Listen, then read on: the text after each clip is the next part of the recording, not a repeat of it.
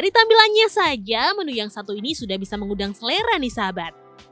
Apalagi kalau bisa mencium aromanya, sudah pasti tambah selera. Ini dia ramen kecombrang. Perpaduan antara menu ramen khas Jepang yang dipadukan dengan bumbu rahasia khas Indonesia dengan aroma bunga kecombrang yang aromatik. Bahan-bahannya terdiri dari mie ramen kering, bumbu, kaldu ayam, kecap, dan potongan ayam. Untuk sayurnya ada daun bawang, pokcoy, jamur merang, jagung pipil, dan lembaran nori untuk menambah rasa. Cara membuatnya sederhana. Mie ramen direbus di dalam air mendidih selama beberapa menit. Untuk kuahnya, campur bumbu dengan kaldu ayam dan kecap hingga merata, lalu tambahkan air panas. Setelah mie matang, tiriskan dan masukkan ke dalam kuah ramen. Lalu susun topping sesuai selera. Jangan lupa, bakar daging ayam dengan obor masak agar ada kesan smoky dari daging. Taruh di atas ramen. Ramen kecombrang pun siap disajikan. Perpaduan rasa mie ramen khas Jepang dengan semerbak aroma kecombrang membuat ramen ini beda dari yang lain. Tak sedikit pengunjung yang datang ke kedai ini hanya untuk menikmati sajian unik ini. Ramennya beda gitu. Ada yang kuah kecombrang juga kan, kuah merah. Yang bikin beda ramen kecombrang sama yang lainnya apa nih, Mbak? Aromanya, terus pedasnya juga kan beda. Dari terus, rasanya. Iya, betul. Kuahnya juga beda. Tak hanya mengawinkan menu Jepang dan lokal, kedai kopi Buri Omah ini juga memadukan hiasan khas dari seluruh penjuru Indonesia untuk menambah keunikannya. Lokasinya yang unik juga membuat kafe ini nyaman dijadikan tempat kongko bersama sahabat. Kita di sini tempatnya itu masuk gang ya, terus juga lebih adem, lebih tentrem. Jadi kalau mau ngobrol, kalau mau curhat di sini tuh lebih nyaman sih. Penasaran? Sahabat bisa langsung datang ke kedai yang ada di Desa Tukmudal, Kecamatan Sumber, Cirebon, Jawa Barat ini. Aneka sajian kulinernya juga masih ramah kantong nih sahabat. Harganya mulai dari Rp15.000 hingga Rp25.000 saja. Dari Cirebon, Jawa Barat, Abdul Rahman, RTV.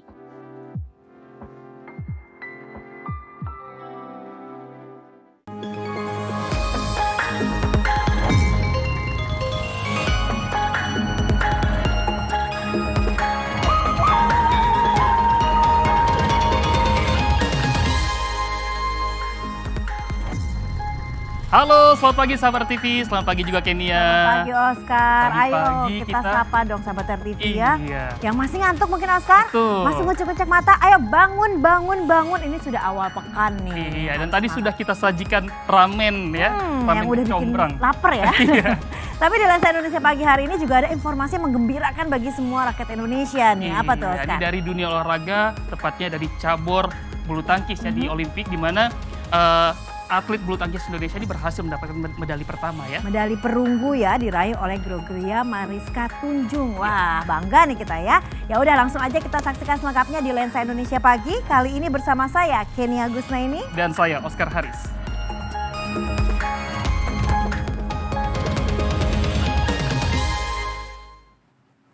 Lensa Indonesia pagi kami awali dengan informasi tentang warga perumahan Tompotika yang mengancam akan menutup akses jalan menuju sekolah Petra di Tirtosari, Surabaya, Jawa Timur. Ya, jadi persoalan ini dipicu pihak sekolah yang menolak kenaikan iuran keamanan hingga 35 juta per bulan. Meskipun sudah dimediasi namun belum ada kesepakatan antara kedua belah pihak. Di mana sekolah berdirinya? Di mana kamu tuh sekolah berdiri? Lihat tapi di mana kamu tuh sekolah berdiri? Kamu yang gila. Ada, kita udah ada. Kamu nggak ada di sini, saya sudah di sini. Ini kalau kita tahu memang ini Tensi perdebatan sempat meninggi antara pihak warga perumahan Tompotika dengan perwakilan sekolah Petra di Jalan Raya Manyar, Tirtosari, Surabaya yang mempersoalkan kenaikan iuran bulanan keamanan. Warga mengancam akan menutup akses menuju sekolah Petra jika pihak sekolah tidak mengikuti kenaikan iuran yang sudah diputuskan para pengurus RW. Dari video yang diunggah di akun media sosial Wakil Wali Kota Surabaya, Armuji, disebutkan bahwa iuran keamanan yang semula 32 juta naik menjadi 35 juta per bulan untuk tiap RW. Sedangkan perumahan ini terdiri dari 4 RW. sehingga total yang harus dibayarkan pihak sekolah ke pengurus RW sebesar 140 juta per bulan. Persoalan ini pun menarik perhatian warganet.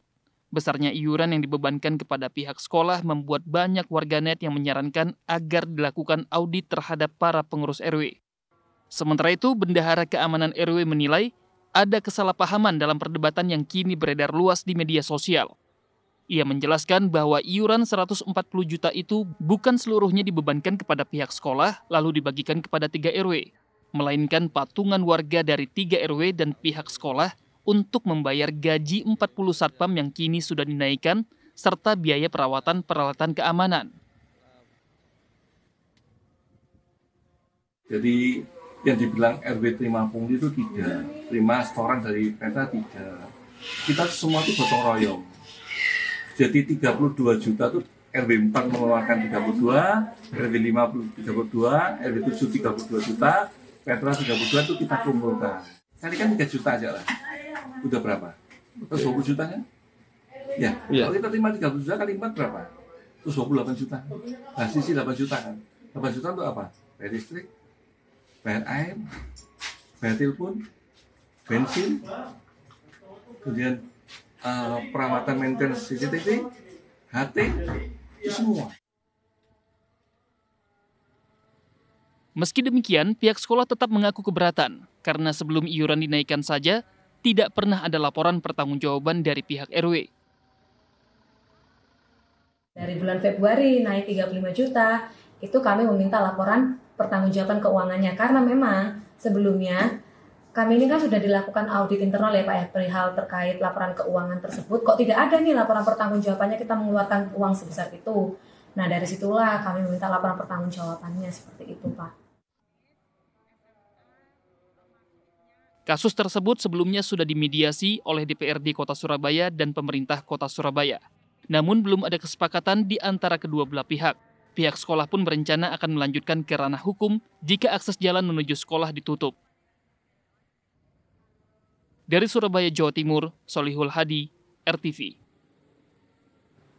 Ya, informasi berikutnya untuk para orang tua ya, tetap awasi buah hati Anda agar terhindar dari tindakan yang membahayakan. Seperti di Kemang, Jakarta Selatan, seorang bocah berusia 8 tahun nekat membawa kabur mobil milik orang lain yang sedang dipanaskan. Ya, dan ini aksinya berakhir dengan kecelakaan Oscar dan hampir diamuk massa. Meski tidak ada korban jiwa, namun kerusakan pada mobil tersebut cukup serius setelah menabrak trotoar dan sejumlah kendaraan lainnya. Pengemudi minibus ini hampir saja menjadi bulan-bulanan massa di kawasan Kemang, Jakarta Selatan usai menabrak kendaraan lain. Laju mobilnya pun akhirnya terhenti setelah menabrak trotoar jalan. Setelah dikepung massa, ternyata pengemudi mobil ini adalah seorang bocah berusia 8 tahun. Waduh, dek, mau kemana sih? Kok nekat banget bawa mobil orang? Kalau udah begini, jadi panik kan?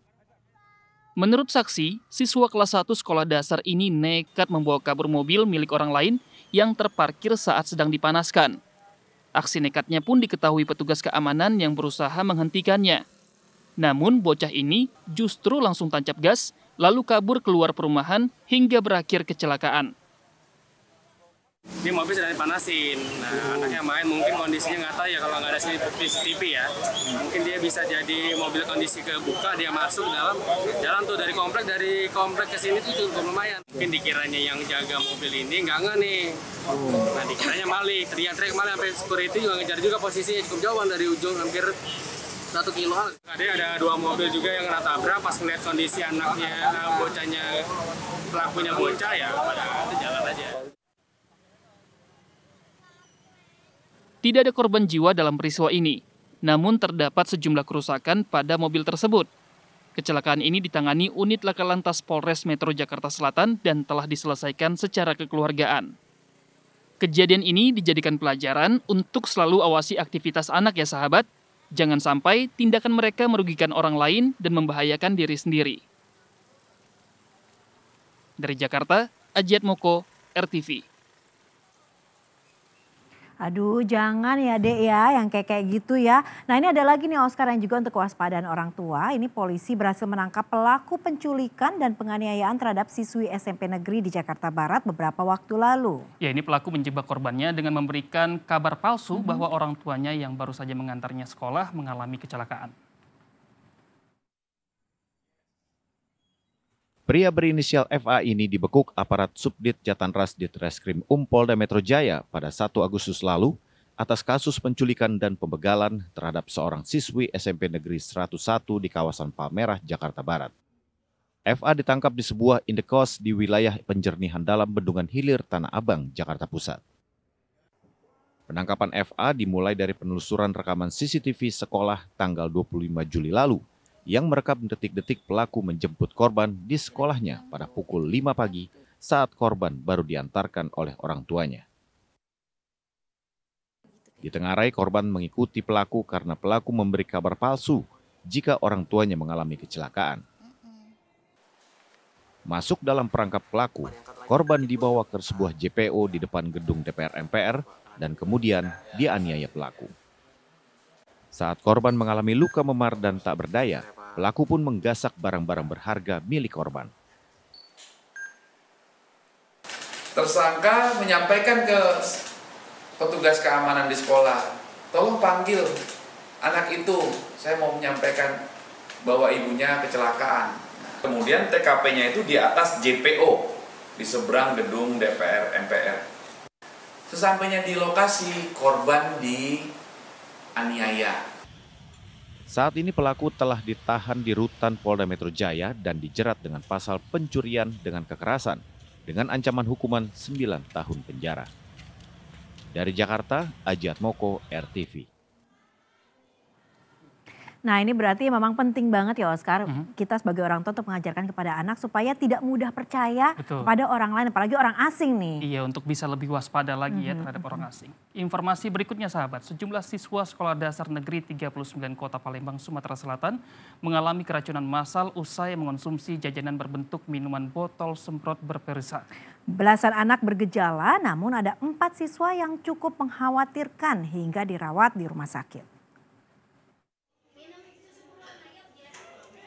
Beginilah kondisi sejumlah siswa SD Negeri 39 Palembang, Sumatera Selatan saat dirawat di Rumah Sakit Bunda Palembang. Beberapa di antaranya mual-mual, bahkan ada juga yang kejang-kejang yang diduga keracunan seusai mengonsumsi minuman botol berperisa atau permen semprot. Jajanan minuman semprot berperisa ini dijajakan di kantin sekolah. Para siswa membeli jajanan ini pada saat jam istirahat. Namun saat hendak mengikuti jam pelajaran, beberapa siswa mual hingga harus dilarikan ke rumah sakit. Ada 14 siswa yang mengonsumsi jajanan ini, namun hanya 4 yang dirawat intensif karena gejalanya mengkhawatirkan. Sebenarnya tidak terlalu ini ya, karena itu inisiatif orang tua, karena orang tuanya merasa khawatir, jadi dibawalah oleh orang tua. Kami sudah mendapatkan informasi, tidak apa-apa, langsung pulang, sudah diperiksa. Artinya yang masih dirawat saat ini 4 orang? Iya, 4 orang. Badan POM Kota Palembang sedang menguji sampel permen semprot untuk menentukan sumber keracunan makanan. Menurut BB POM, permen semprot memiliki izin edar, namun telah habis berlaku sejak 11 April 2023. Namun masih bisa beredar dalam kurun 24 bulan sejak masa habis. Untuk mengantisipasi kejadian terulang kembali, seluruh permen semprot sudah ditarik dari kantin sekolah. Pedagang yang menjual jajanan ini juga sudah diperiksa polisi dan berstatus sebagai saksi. Dari Palembang, Sumatera Selatan, Adi Asmara, RTV. Kita ke informasi lainnya, sahabat, lantaran tersulut emosi karena tidak diberi uang, seorang pemuda di Kabupaten Gunung Kidul, Yogyakarta ini membakar rumah orang tuanya, Oscar. Iya, pemuda itu emosi lantaran terlilit utang akibat bermain judi online. Korban sapi nasi kirewangi opong omah iki kok Video amatir warga ini merekam bagaimana api yang cukup besar membakar sebuah rumah warga di Padukuhan Mertelu Wetan, Kelurahan Mertelu, Gedang Sari, Kabupaten Gunung Kidul, Yogyakarta 30 Juli lalu. Saat kebakaran ini terjadi, aparat kepolisian bersama warga berupaya memadamkan api. Api baru bisa dipadamkan 1 jam kemudian, namun rumah berbahan kayu dan bambu serta anyaman bambu ini rata dengan tanah. Saat diselidiki pihak kepolisian, pasca kebakaran, ternyata diketahui jika kebakaran tersebut dilakukan oleh seorang anak pemilik rumah berinisial S. Hal ini diketahui saat polisi memeriksa dan meminta keterangan keluarga pemilik rumah bersama pelaku. Terungkap rumah nahas tersebut dibakar S lantaran emosi karena tak diberi uang oleh orang tuanya setelah kalah bermain judi online dan memiliki hutang puluhan juta rupiah. Hasil diminta keterangan, dia mengaku bahwa dia punya pinjaman di luar dan dia masa lalunya juga pernah ikut judi online, karena orang tuanya sudah memaafkan. Dari langkah-langkah Polsek diadakan mediasi dengan orang tuanya, dengan tokoh-tokoh masyarakat yang sekitarnya karena kemarin itu mengganggu. Karena tak diproses hukum, pelaku saat ini tinggal sementara waktu di rumah neneknya yang berjarak tak jauh dari rumah orang tuanya. Dari Gunung Kidul, Yogyakarta, Maulana Ayub, RTV.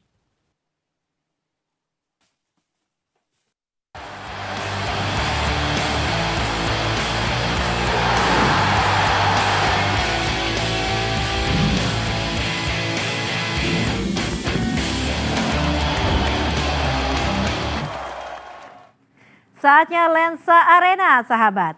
Meski kalah di babak semifinal dari An Se-young, tunggal putri Indonesia Gregoria Mariska Tunjung dipastikan menyabet medali perunggu Olimpiade Paris 2024 nih. Ya, kepastian medali perunggu ini diraih Gregoria setelah Federasi Bulu Tangkis Dunia BWF mengumumkan mundurnya Carolina Marin karena cedera lutut. Tunggal putri Indonesia Gregoria Mariska Tunjung akhirnya dipastikan. Akibat kekalahan itu, seharusnya Georgie bertarung melawan Carolina Marin yang mundur karena cedera saat melawan He Bingjiao. Sayangnya Marin dipastikan tak bisa melanjutkan duel perebutan medali perunggu lantaran cedera itu. Mundurnya Marin juga dikonfirmasikan oleh Federasi Bulu Tangkis Dunia BWF.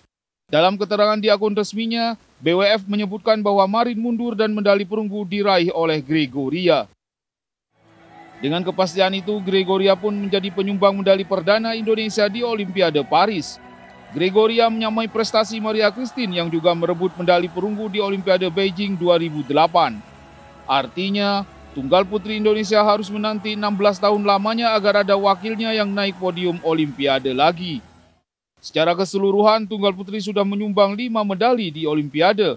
5 medali itu antara lain medali emas yang diraih Susi Susanti di tahun 1992, medali perak oleh Mia Audina di Olimpiade Atalanta 1996, serta 3 medali perunggu yang diraih Susi, Maria Christine, dan Georgie. Ya sahabat, demikian Lensa Indonesia pagi kali ini. Saya Oscar Haris. Dan saya Kenia Gusnaini, berterima kasih atas kebersamaan kamu. Selamat beraktivitas, semangat Senin, dan sampai jumpa.